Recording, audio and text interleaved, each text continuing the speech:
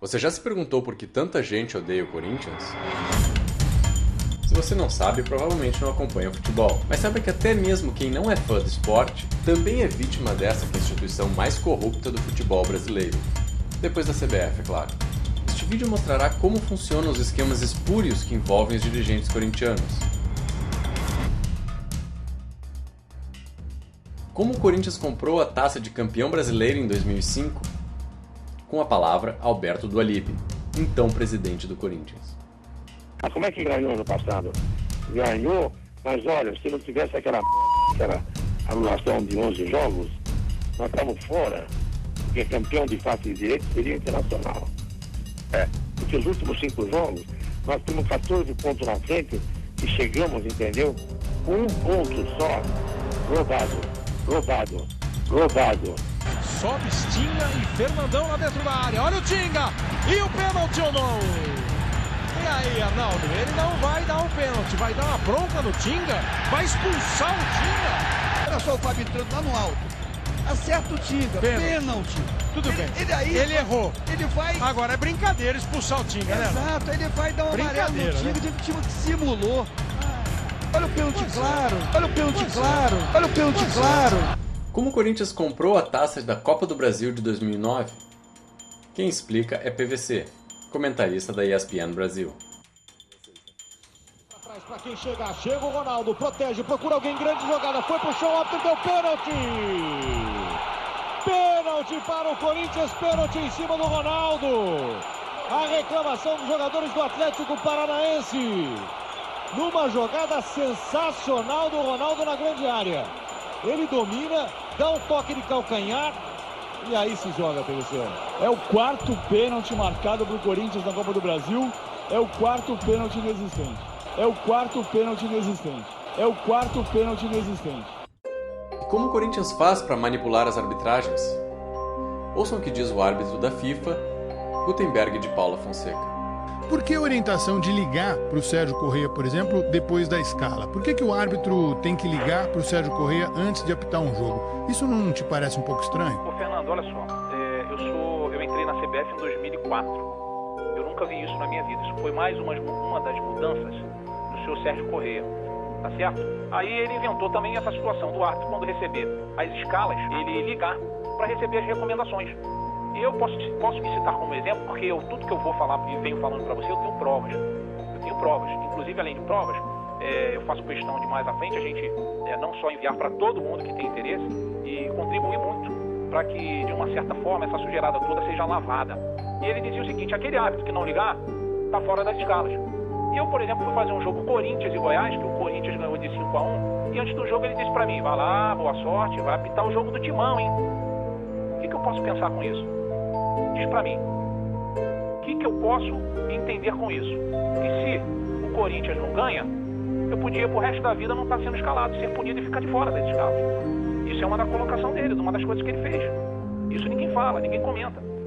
Ouçam agora um bate-papo entre Alberto Dualib e André Sanches, ex-presidentes do clube. Nessa conversa com Dualib, André Sanches se mostra inseguro com o que vai dizer a Polícia Federal e pergunta o que fazer. Então, eu queria falar com o senhor Oconese aí, para ver que eu tenho que ir na Federal amanhã, né? Pra gente falar, pra mim falar uma coisa, a mesma coisa que o senhor vai falar. Que você sabe que eu até vou adiar meu depoimento. É bom também fazer isso, adiar também. Nós temos que falar com Londres para dizer o que eles falaram lá quando eles foram lá. O que eu quero é que a gente fale a mesma coisa junto para não dar problema, né? Se o senhor falar o que o senhor vai falar, eu vou falar. Até mesmo você é vítima desses esquemas, mesmo que não acompanhe o futebol. Veja como. André Sanches virou um personagem importante não apenas para o Corinthians, mas para a estrutura de poder do futebol brasileiro. Ele hoje é o parceiro preferencial de Ricardo Teixeira, o chefe da CBF.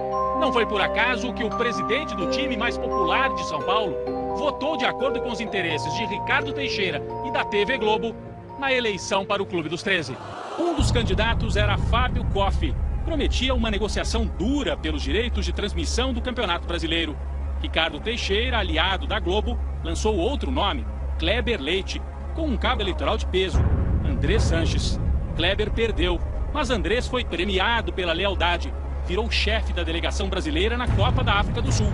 Em 2011, devolveu a gentileza, rompeu com o Clube dos 13 e anunciou que negociaria diretamente com a Globo os direitos do Brasileirão. Em maio, no encontro com dirigentes, nem fez cerimônia. Sou amigo do Ricardo Teixeira mesmo, sou amigo da Globo mesmo, apesar de ser gangster, sou amigo de não sei de quem. Eu não tenho problema não. Agora, eu vejo meu clube. A declaração pegou mal com os parceiros que foram tão generosos com o Corinthians, a ponto de oferecer ao clube a chance de realizar um velho sonho. Até 2 anos atrás, ninguém tinha dúvidas. Esse aqui seria o Estádio Paulista na Copa do Mundo de 2014. O São Paulo, dono do Morumbi, fez um primeiro projeto e, depois de receber várias instruções da FIFA, preparou um segundo desenho que previa até a cobertura do estádio. O custo total da reforma, 256 milhões de reais. O anúncio de que o Morumbi seria a sede da Copa virou foto na parede. Além de Lula, o próprio André Sanches estava em campo no dia em que o estádio do São Paulo recebeu a chancela oficial. Isso foi em 2009. No ano seguinte, tudo mudou. O motivo? O São Paulo apoiou Fábio Koff para o Clube dos 13, irritando Ricardo Teixeira. A partir de então, o estádio do Tricolor passou a ser bombardeado pela CBF.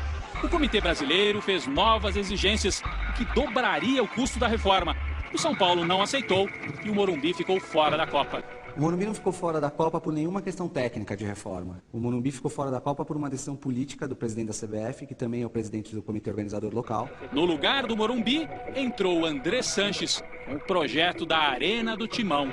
O custo, R$1 bilhão, 4 vezes a reforma do Morumbi. Porque a construção de novos estádios envolve valores maiores do que a reforma de um estádio já existente. A obra do novo estádio precisa de 420 milhões de dinheiro público, que viriam de incentivos fiscais da prefeitura, e mais 400 milhões de empréstimo do BNDES, também dinheiro público.